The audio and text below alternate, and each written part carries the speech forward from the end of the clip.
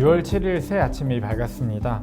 새 힘을 주시는 성령 하나님과 동행하고 또 의지하는 하루 보내시길 축복합니다. 사사기 15장을 함께 봉독하겠습니다. 얼마 후 밀 거둘 때에 삼손이 염소 새끼를 가지고 그의 아내에게로 찾아가서 이르되 내가 방에 들어가 내 아내를 보고자 하노라 하니 장인이 들어오지 못하게 하고 이르되 내가 그를 심히 미워하는 줄 알고 그를 내 친구에게 주었노라. 그의 동생이 그보다 더 아름답지 아니하냐.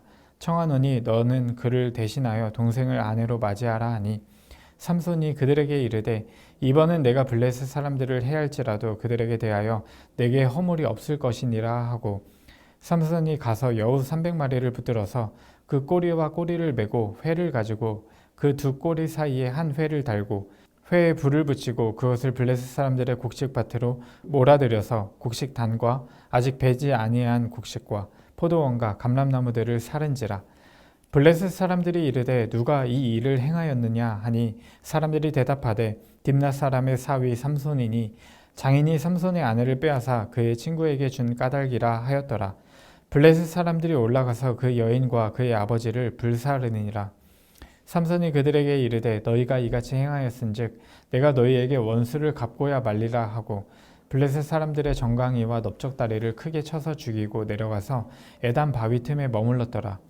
이에 블레셋 사람들이 올라와 유다의 진을 치고 레히에 가득한지라. 유다 사람들이 이르되 너희가 어찌하여 올라와서 우리를 치느냐. 그들이 대답하되 우리가 올라온 것은 삼손을 결박하여 그가 우리에게 행한 대로 그에게 행하려 함이로다 하는지라.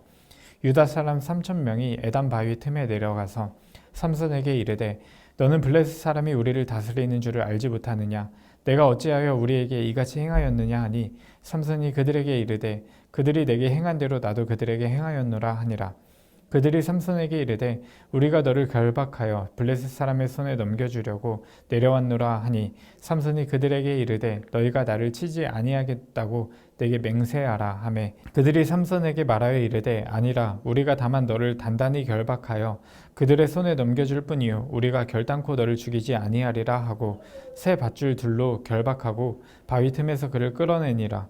삼손의 레이의 이름에 블레셋 사람들이 그에게로 마주 나가며 소리 지를 때 여호와의 영이 삼손에게 갑자기 임하시매 그의 팔 위에 밧줄이 불탄 삼과 같이 그의 결박되었던 손에서 떨어진지라. 삼손이 나귀의 새 턱뼈를 보고 손을 내밀어 집어들고 그것으로 1,000명을 죽이고 이르되 나귀의 턱뼈로 한 더미 두 더미를 쌓았으며 나귀의 턱뼈로 내가 1,000명을 죽였도다 하니라. 그가 말을 마치고 턱뼈를 자기 손에서 내던지고 그것을 라맛 레이라 이름하였더라.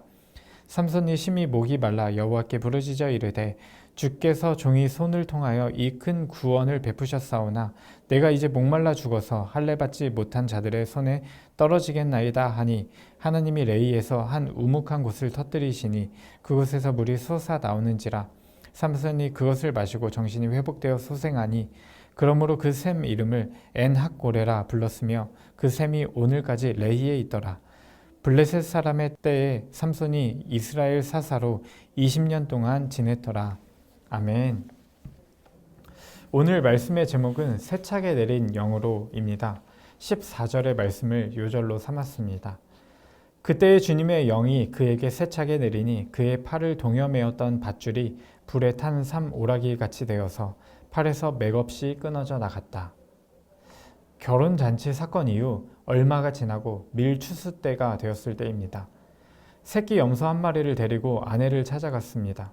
그러나 장인은 삼손이 들어가는 것을 허락하지 않고 다른 제안을 합니다. 아내의 동생을 아내로 맞이하라는 것입니다. 이유인 즉슨 혈기왕성한 삼손이 난리를 치고 혼자 가버렸을 때 그 사이 아내는 이미 다른 남자의 아내가 된 것입니다. 화가 난 삼손은 여우 300마리를 잡아서 꼬리를 메어서 그 꼬리 사이에 횃불을 달고 여우를 블레셋 밭으로 내몰았습니다. 그 불에 이미 베어놓은 곡식뿐만 아니라 아직 배지 않은 곡식까지도 농원이 모두 불에 탔습니다. 화가 난 블레셋 사람들은 삼손의 아내와 그 아버지를 불에 태워 죽이고 전쟁을 준비했습니다. 유다 지파는 단지파와 함께 블레셋이 이렇게 있으면 서쪽 해안가에 여기에 단이 있고 여기에 유다 지파가 있습니다. 그러다 보니까 국경을 맞대고 있었는데요. 그 불똥이 유다 지파에게로 튀게 되었습니다. 블레셋 군대가 보이자 유다 지파들은 나가서 무엇 때문에 우리를 치러 왔냐라고 물어봅니다. 사사기는 하나님께서 이집트 탈출을 통해서 만들어주신 이스라엘 신앙 공동체가 얼마나 그 기능을 상실했는지를 풍자적으로 보여줍니다. 여호수아는 남은 땅을 점령하라는 명령을 남겼지만 이미 정복전쟁은 옛 일이 되어버렸습니다. 시대가 어느 때인데 무슨 정복이야, 적응하면서 살면 되지 했을 것입니다. 그냥 어울려서 타협하고 상부상조해야지 했을 것입니다. 특히나 유다 지파는 이미 안정적인 기반이 마련되어 있으니 그 안정을 깨트리고 싶지 않았을 것입니다. 그래서 블레셋 사람들이 삼손을 치기 위해 올라왔다는 소식을 듣고 블레셋 사람을 치는 것이 아니라 동족 삼손을 잡아다가 결박하여 블레셋 사람들의 손에 넘겨주었습니다. 이스라엘이 가졌던 사회 체제는 지파였습니다. 이 지파는 아비의 집이라고 하는 그 아브라함이 본토 친척 아비의 집을 떠나다 할 때 그 아비의 집인데요. 그 아비의 집이 대가족인데 그것이 좀 더 모이면은 문중 미스파라고 하는 좀 더 큰 조직이 되고요. 그 미스파들이 모여서 지파를 이루고 있었습니다. 서로의 생명을 보호하기 위해서 하나님께서는 안전망을 만들어 주셨는데요. 그것이 이 사사기 바로 뒤에 나오는 룻기의 고엘의 의무, 친척의 의무 또는 속량의 의무입니다. 이 레위기와 민수기에 나오는 내용들을 종합해서 보면은 의무는 이런 것들입니다. 가장 먼저 피해 복수입니다. 서로를 대신해서 복수를 해주는 법입니다. 힘이 약한 친척이 희생을 당했을 때 힘이 그래도 있는 친척들이 모여가지고 그 복수를 대신해 주는 것입니다. 실제 보복을 위한 것이라기보다는 공권력이 없었을 때, 오늘날과 같이 경찰이 없었을 때 경찰의 기능을 하는 그런 제도였다라고 할 수 있습니다. 두 번째로 잃어버린 땅을 회복시켜줄 의무입니다. 삶의 최후의 보루였던 그 땅을 어쩔 수 없이 팔게 되었을 때 친척이 그 땅의 값을 대신 치러주었습니다. 그리고 그 땅을 회복시켜줘야 할 의무였습니다. 또 빚 때문에 형제가 노예로 팔려가게 되면은 그 빚을 대신 갚아주고 노예에서 해방시켜줄 그 굴레에서 빠져나오게 해야 할 의무가 있었습니다. 지파끼리는 이 느슨하게 연대해가지고 가나안 정복 전쟁을 시작할 때 요단강 동쪽 지파들이 오는 것처럼 같이 힘을 모아서 정복을 해야 할 그런 의무를 가지고 있었습니다. 그리고 이 각 지파가 독립적인데도 불구하고 서로를 연결하는 힘, 이 모든 의무를 가능하게 하는 힘은 여호와 하나님에 대한 신앙이었습니다. 생판 남인데 주 안에서 자매요 형제다 하는 그것이 바로 이것입니다. 그에 대한 연대감과 책임감을 갖게 하는 것이 신앙이었습니다. 그런데 유다 지파를 지금 보면은 지파들 사이의 연대의식은커녕 자발적으로 삼손을 넘겨줍니다. 이 연대의식이 희미해지는 정도가 아니라 각자가 살기 위해서라면 자기의 형제까지도 내어주는 모습을 보여주고 있는 것입니다. 유다 지파는 블레셋 사람들에게 삼손을 넘겨주었습니다. 그러나 하나님께서 개입하십니다.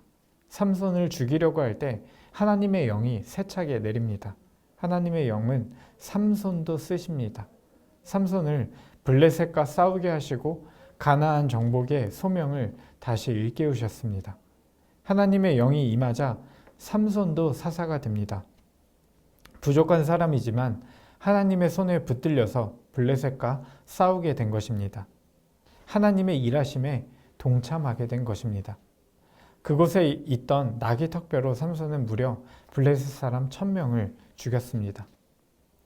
사랑하는 아침가족 여러분, 오늘도 성령을 소멸치 않으며 성령님과 동행하는 하루 보내시길 축복합니다.